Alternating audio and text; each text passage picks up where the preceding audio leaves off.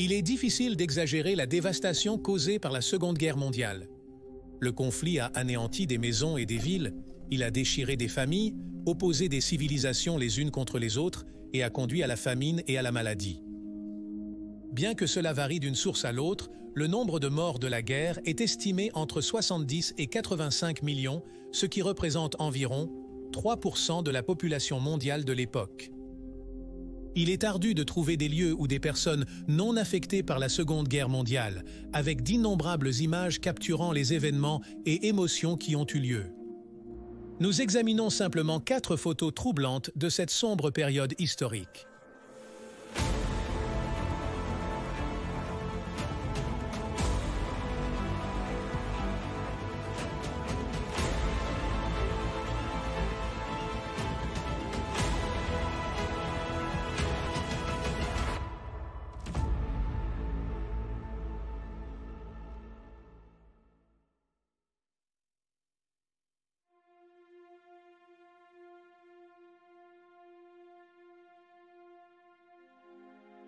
De nombreux paysages ont été modifiés au-delà de la reconnaissance par les assauts aériens entrepris par les Alliés et les puissances de l'Axe pendant la guerre. Peut-être l'un des plus continus de ceux-ci s'est produit juste quelques mois avant la fin du conflit, le bombardement allié de Dresde.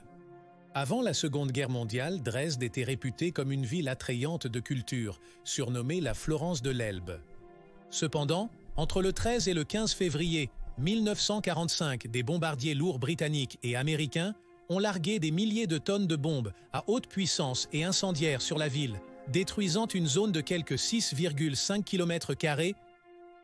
Cette photographie, prise depuis le sommet de l'hôtel de ville, révèle l'ampleur des dégâts causés.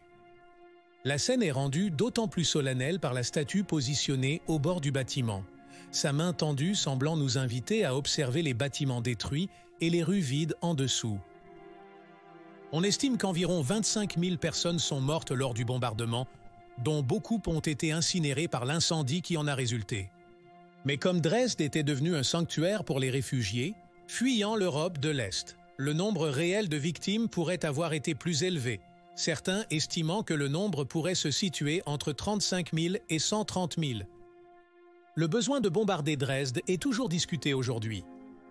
Les renseignements de l'époque semblaient indiquer que la production industrielle de la ville était significative pour aider l'effort de guerre allemand, et il était donc jugé impératif de détruire les 127 usines signalées dans la ville. Cependant, parmi certains historiens, il a été soutenu que la ville n'était pas responsable d'autant de soutien industriel qu'on le soupçonnait auparavant. La décision du bombardement aérien de Dresde, qui était controversée à l'époque, a été décrite comme un simple bombardement de terreur, car les casernes militaires, les ponts et certaines usines n'ont pas été ciblés. Le raid aérien a été justifié et critiqué à des degrés divers, les critiques allant de la proclamation qu'il s'agissait d'un acte immoral à certains le proclamant comme un crime de guerre. Ce que montre cette image, c'est la tragédie de la guerre, et elle est sans aucun doute symbolique de la destruction qui a touché tant de villes à cette époque, perpétrée par les deux camps pendant la guerre.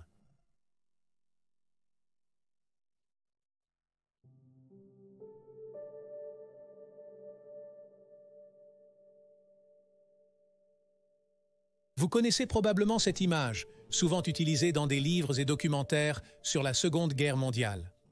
La photo est souvent décrite comme ayant été prise en juin 1940 avec un homme réagissant à l'entrée des nazis à Paris. Pourtant, ce n'est pas le cas. La photo a été prise à Marseille en septembre 1940, quelques semaines seulement après la chute de la France. Le pays avait capitulé devant Hitler et était devenu un gouvernement fantoche pour le dictateur sous le régime de Vinci. Le 15 septembre 1940, les habitants de Marseille se sont rassemblés dans les rues pour voir leurs forces parader avec les drapeaux de leur régiment désormais dissous. Après le défilé, les drapeaux ont été chargés dans des bateaux à destination de l'Algérie pour y être conservés en lieu sûr. La réaction de la foule a été initialement capturée par Marcel de Rance, un photographe travaillant pour un journal. L'homme en pleurs peut également être vu dans le 3e chapitre de la série de films de Frank Capra, Pourquoi nous combattons, qui a été produite pour expliquer et justifier le rôle des États-Unis dans la guerre aux militaires américains. Le retrait des drapeaux et l'exil des forces françaises ont été un moment émotionnel pour la population qui regardait ce jour-là, car cela aurait symbolisé la perte d'espoir ressentie par le peuple français, qui devait s'adapter à la perte de leur liberté et vivre sous l'ombre du fascisme. Le visage de l'homme en pleurs encapsule parfaitement un sentiment de deuil et de peur, alors qu'il pleure ouvertement pour son pays. L'image a été plus tard utilisée dans le magazine Life, et en 1949, la National Broadcasting Company a tenté de retrouver l'homme sur une photo élue l'une des meilleures au monde à l'époque. Finalement, l'homme a été identifié comme étant Jérôme Brazetti, et la dame à ses côtés était sa femme, Charlotte. Il a été sollicité à plusieurs reprises pour des interviews, mais a toujours refusé, ne désirant pas plus de publicité qu'il n'en avait déjà obtenu grâce à l'utilisation généralisée de sa photo. Heureusement, Jérôme a vécu pour voir la libération de la France avant de décéder en 1976 à l'âge de 86 ans. Après sa mort, un journal local a dicté la première page des nouvelles, proclamant le crime Marsilias est mort. Il semblerait que l'héritage de Jérôme en tant que visage de la tristesse en temps de désespoir perdure.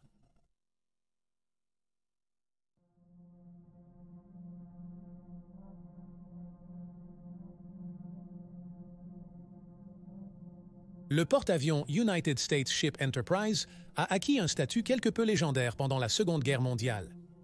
Le navire et son équipage ont participé à plus d'activités de guerre contre le Japon que tout autre navire. Elle a été la première à couler un sous-marin ennemi dans le Pacifique et a subi à plusieurs reprises des dommages et des pertes tout au long du conflit. À 3 reprises distinctes, les forces japonaises ont signalé à tort que le porte-avions avait été coulé, ce qui a valu à l'Enterprise le surnom de « fantôme gris ». Fin 1943, le navire se dirigeait vers Makinakal, où les forces japonaises avaient pris le contrôle de l'île principale, Butaratari, et y avaient établi des défenses.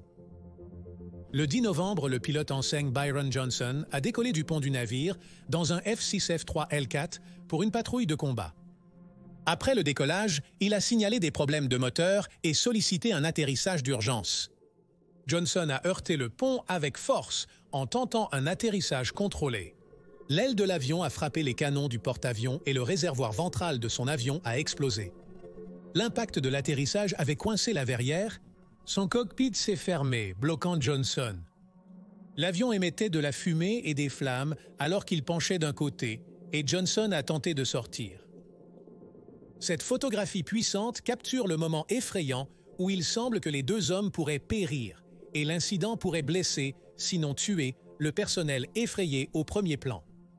Heureusement, le réglage a réussi à ouvrir le cockpit et à tirer Johnson en sécurité, mais la photographie de ce moment effrayant souligne que pour les militaires, le danger se présente sous de nombreuses formes, pas seulement aux mains de l'ennemi. Tuning a reçu la médaille de la Marine et du Corps des Marines pour ses actions désintéressées, et Johnson est devenu un as de l'aviation, remportant plusieurs médailles pour ses efforts. Bien que les hommes ne se soient jamais rencontrés à nouveau après la guerre, Johnson a commencé à correspondre avec le fils de Tuning, un officier de la marine. Parlant de son sauveur, Johnson a commenté dans une interview de 2002 que Tuning était probablement l'homme le plus courageux qu'il ait jamais vu. Il risquait sa vie et n'a pas hésité une seconde à me sortir de là. C'était un véritable acte de bravoure.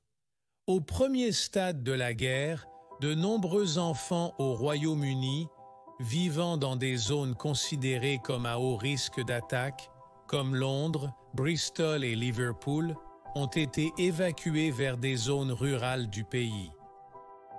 Bien que le gouvernement ait exhorté les parents à laisser leurs enfants rester dans le domaine sûr de leur famille d'accueil jusqu'à nouvel ordre, en janvier 1940, près de la moitié de ceux qui avaient été évacués étaient rentrés chez eux. D'autres vagues d'évacuation ont été provoquées par d'autres assauts aériens plus tard, en 1940 et à nouveau en 1944, alors que les bombes V1 et les fusées V2 étaient dirigées vers le pays. Cela a bien sûr entraîné des destructions, des victimes et des morts. Peut-être que l'un des aspects les plus tristes de toute guerre est la manière dont elle affecte les enfants pris au milieu de ces horreurs. Entre 1939 et 1945, des milliers d'enfants des pays alliés et de l'Axe ont été orphelins à la suite du conflit. En 1945, la photographe américaine Antoinette Friesl a capturé cette image dure d'un jeune garçon qui était rentré chez lui après avoir joué, seulement pour découvrir que sa maison avait été anéanti par une fusée V2. Ses parents et son frère, présents lors de l'impact de la fusée, étaient enfouis sous les décombres. Le jeune garçon s'accroche à un jouet en peluche alors qu'il regarde en larmes hors du champ. Friesel a pris une sélection de photographies de l'enfant nouvellement orphelin, toutes sont devenues internationalement reconnues. L'image a été exploitée dans des documentaires et expositions. On a rapporté que l'enfant a survécu à la guerre et a grandi pour travailler comme chauffeur de camion. Soi-disant, il a reconnu cette photo alors qu'elle était utilisée par International Business Machine pour promouvoir une exposition à Londres et qu'il a contacté Friesel via l'entreprise. Il est probable que si cet homme est toujours en vie, il aurait maintenant environ 80 ans et bien que son nom et sa localisation semblent inconnus, nous ne pouvons qu'espérer qu'il a trouvé le bonheur et la paix dans sa vie. Quant à Antoinette, ou Tony comme elle était connue, elle a catalogué la vie pendant la guerre à la fois dans le théâtre européen et pour les militaires américains. Après la guerre, elle est devenue une photographe largement célébrée, son travail apparaissant dans les magazines Life et Vogue. Décédée en 1988 à 81 ans. Donc, voici 4 photos troublantes de la Seconde Guerre mondiale. Nous espérons que vous les avez aimées et nous vous retrouverons dans le prochain épisode de Guerre du Monde.